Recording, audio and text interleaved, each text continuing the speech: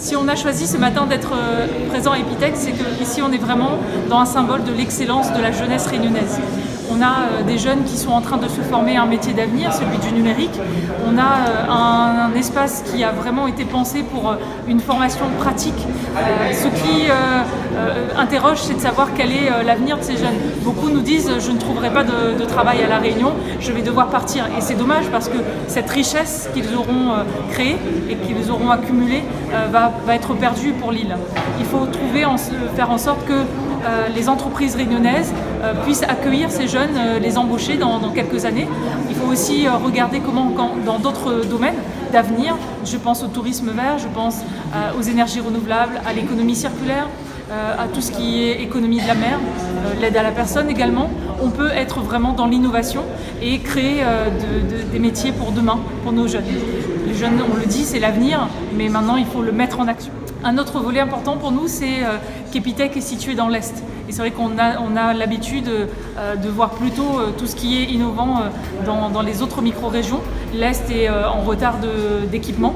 C'est très bien qu'on ait implanté cet équipement et cette école ici. Maintenant, il faut aussi tout ce qui va avec. La vie étudiante doit pouvoir se faire facilement pour tous ces jeunes.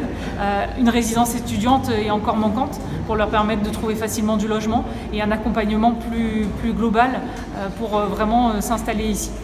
De façon encore plus globale, c'est pour nous faire en sorte que le guichet jeune, qui aujourd'hui est mis en place par la région, puisse être développé en réseau jeune.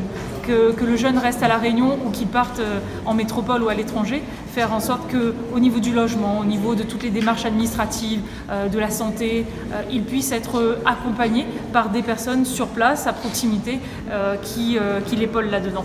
Voilà pour nous quelques propositions concrètes.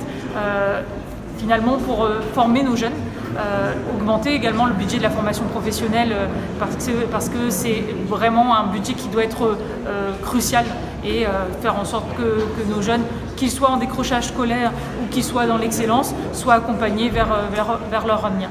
Dernière proposition importante pour nous, le lycée du soir et du week-end, justement pour les jeunes qui sont en décrochage scolaire, mais aussi toutes les personnes qui sont en situation d'illettrisme, leur permettre par l'ouverture des lycées et l'accompagnement d'associations d'éducation populaire et citoyenne de renouer avec un avenir professionnel.